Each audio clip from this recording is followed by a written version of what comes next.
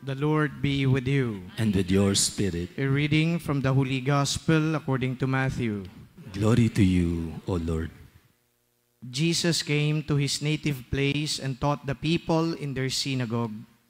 They were astonished and said, "Where did this man get such wisdom and mighty deeds? Is he not the carpenter's son? Is not his mother named Mary, and his brothers James, Joseph, Simon, and Judas? Are not his sisters all with us? Where did this man get all this?" And they took offense at him. But Jesus said to them, "A prophet is not without honor, except in his native place and in his own house. And he did not work many mighty deeds there because of their lack of faith." The Gospel of the Lord. Praise to you, Lord Jesus Christ. Today we celebrate two things.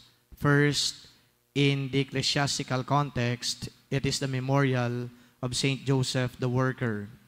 In the civil context or in the civil sphere, we commemorate also Labor Day.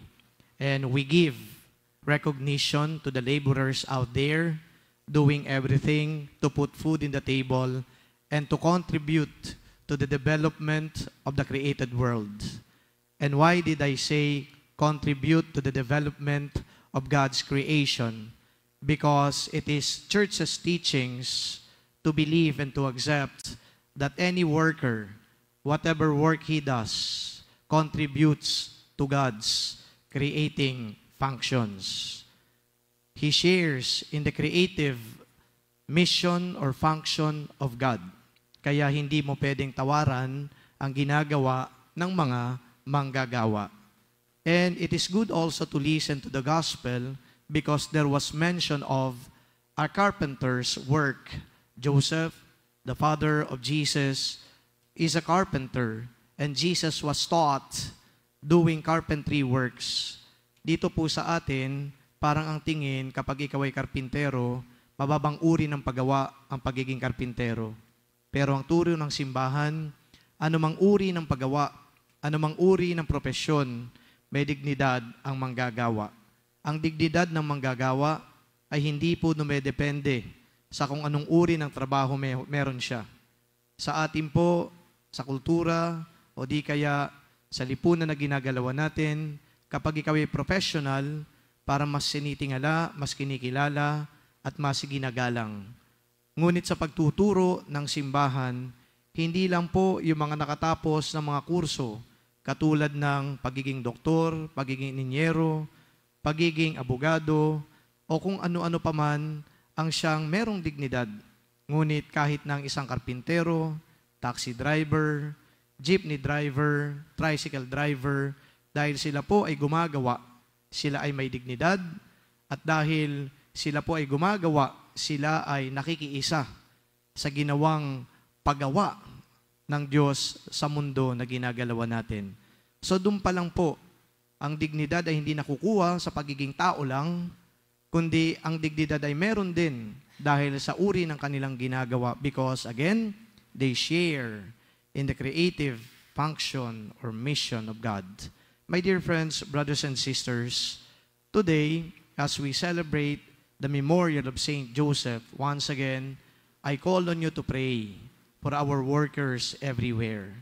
May mga workers po na nasa ibang bansa, mga kababayan natin, nagsusumikap para lamang meron po silang maibigay na pagkain, mailaan na pagkain sa kanilang mga pamilya na iniwan dito sa Pilipinas. And talking about that, it was indeed a blessing also, and at the same time, kind of opportunity given to me to listen to some narratives shared with us during the conference that I attended. Meron pong isang French na dumalo po doon sa conference na pinuntahan ko sa Brigham Young University, at ang trabaho po niya ay tulungan yung mga manggagawa, especially mga manggagawang Pilipino na nasa Hong Kong. Siya po ay naka-assign sa Hong Kong at sila po ay nag-extend ng kung anumang tulong sa mga Pilipinong manggagawa, OFW, domestic help na nagtatrabaho doon para kilalanin yung kanilang karapatan. At ang kwento po ng French woman na to, sabi niya, Father, hindi ko na ipa-French, hindi ko na rin English. Sabi niya, Father, nakakalungkot ang pinagdadaanan ng mga Pilipino doon sa Hong Kong. Unang-una, may mga pagkakataon na sila minamaltrato. This is not anymore a surprise. But I think, yung lahat ng pagtuturo natin tungkol sa pagkikilala sa karapatan ng manggagawa ay hindi naman po yata nagre-register at hindi naman yata ginagawa ng mga kinauukulan. So, yung pagmamaltrato, nangyayari pa rin. And not only that, sila po ay binabayaran lang ng kakarampot na sahod. Pero sila ay nagtsatsaga kesa naman walang hanap buhay. And then, of course, ando doon din yung problema ng pagkakahiwalay ng mga pamilya, problema ng infidelity, at kung ano-ano pa.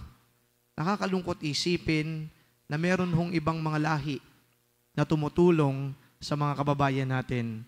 But I guess, this is how the church operates. And at least there are people listening and putting into practice what the church teaches us. Kaya nung ako po ay nakikinig sa kanyang kwento, sa kanyang mga salaysay tungkol sa pinagdadaanan ng mga kababayan po natin na nagtatrabaho bilang OFW, again, naalala ko ngayong araw na to ang mga kwento ng iba't iba pa na mga manggagawa sa buong mundo. Sometimes, their rights are not recognized. It's as if they don't have dignity at all dahil nga ang tingin ng tao, ang uri ng kanilang paggawa ay mababa kumpara sa mga professional na nagtatrabaho din sa iba't ibang larangan dito sa mundo. So today, let this be a reminder. Yes, we pay tribute to those who finished the highest degree of educational attainment. They are professionals. But please do not also forget to recognize and at the same time give full respect to those who are not professionals in our own eyes, but at least they are working. Nagtatrabaho, hindi lamang para malinang ang kanilang pagiging tao, kundi unang-una na sila ay nagsusumikap upang mabigyan ng pagkain, ng ikabubuhay ang kanilang mga mahal sa buhay. Saint Joseph the worker is a carpenter, and Jesus was raised by the wages that Joseph earned from this work. You can just imagine a Messiah who in our eyes, because of the work of his Father, may not be somebody in our society. And in fact, the Jews looked at them with so much disdain because they are just a family of carpenters. But Jesus vindicated himself because doon niya natutunan na ang pagtatrabaho ay mahalaga, na ang pagkilos at pagtulong sa kapwa ay lalo pang mahalaga. Nawa po ang pagkilala natin sa mga manggagawa ay maging lubos pa.